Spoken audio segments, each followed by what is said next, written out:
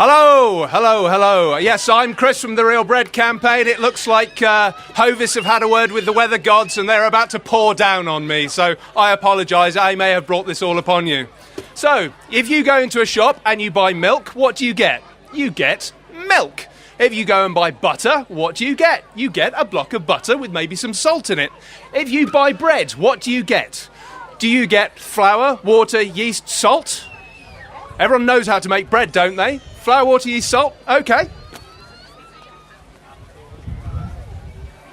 With apologies for the silence to the people who are listening to this online, I have in my hand a loaf of something. I'm not going to call it bread. I wouldn't dignify it with such a glorious name. I have had a loaf of the industrial stuff. So if I can have a volunteer, please, who could come up to the Ranting podium here to just come and help me out. I've said all you need to make bread is flour, water, yeast, salt. Ah, a glamorous assistant. That's what I mean. Big hand for Catherine here. Big hand for Catherine. Now, if you could come up here and just read out, what else have you got in there? Let's read the ingredients for me into the microphone. I need my glasses, but I can see wholemeal flour, water, yeast, salt. Yep. Salt, so there we go. That's it. Bread. Vegetable oil, soya flour, emulsifier, mono and deacylated tartaric You can't even acid. say it. What on earth is that doing in this loaf? That's not bread. Diglycerides of fatty acids, preservative, calcium propionate, flour treatment agent, L-ascorbic acid. Thank you very much. Big hand for Catherine there. Right, OK. So, as we've seen, what is in this? And it's being sold as family bread, in fact. This is stuff that people want you to pour into your kids. So if we just open this, you're allowed to sell this as bread. Even though it's got a dozen things in it that most of you probably don't even know what they are. Even though Nick earlier said I don't throw bread at people.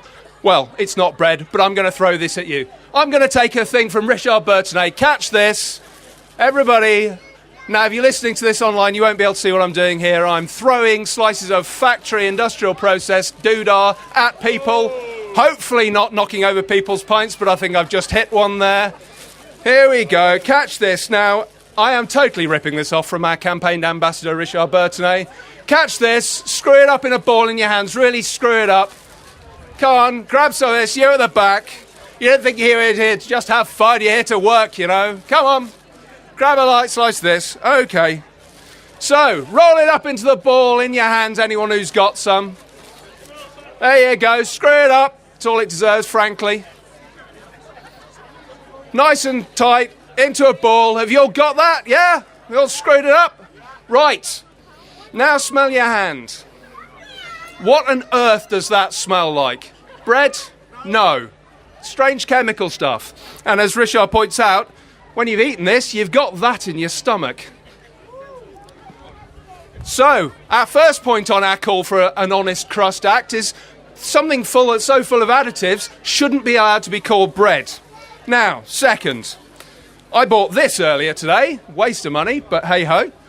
This is what some people would call a baguette, with apologies to anyone who cares about food and anybody who's French.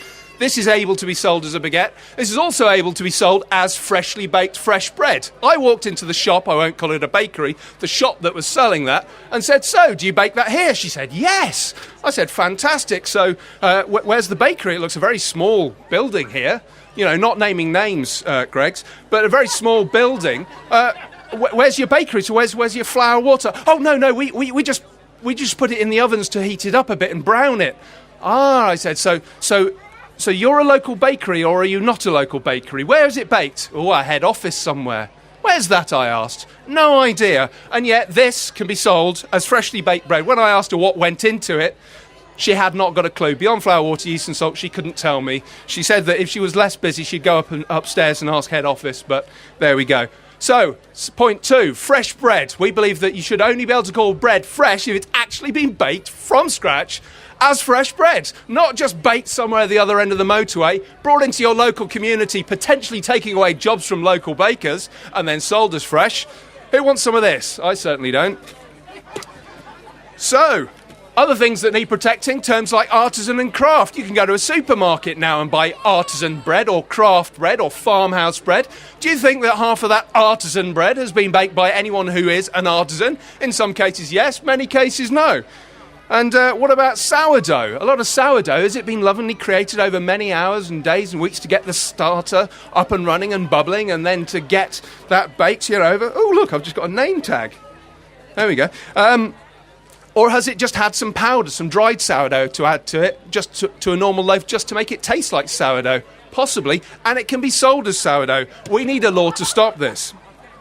So, sadly, another thing in supermarkets, you can walk into a supermarket and see things that look like fresh bread, possibly one of those baguettes I just talked about earlier, and you don't know what goes into it because the law says that they don't have to actually put on the shelves or the wrappers tell you what on earth has gone into that. So you go in there believing perhaps that it's fresh bread made with flour, water, yeast and salt. It could have many of the same additives that are in that factory loaf I showed you earlier. And another thing about the factory loaf, even though it's got an ingredients list, and a lot of bakers are now saying we're taking out the emulsifiers, we're taking out the additives, and the list of ingredients in some cases are actually getting shorter. But that's possibly because they're replacing them with added enzymes. And you can now add all sorts of enzymes without even saying you're doing that. It's deception. We deserve an Honest Crust Act so we know what we're buying. So the Real Bread campaign is about to launch a loaf mark to help bakers say to you, this is real bread. So instead of having to read all of those things, we want them to tell you that, but they just put a label up saying this is real bread. So we're launching that very soon. We're also helping bring real bread back to the hearts of our local communities. We've got a book called Need to Know.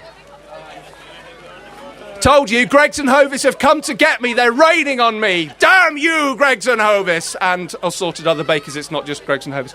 So yes, we've got a book, Need to Know, How to Bake Real Bread for Your Local Community. You can get that from realbreadcampaign.org. And we're here today as well, while we're not being rained on. Come and see us in our tent and keep dry right at the back behind the castle at the Food Academy. And come and bake some real bread for yourself in a wood-fired oven. And if you want more information about the campaign, visit realbreadcampaign.org, or we've got a leaflet just around the corner here and you can sign up. My name's Chris Young. I coordinate the Real Bread campaign. Happy baking. Thank you very much.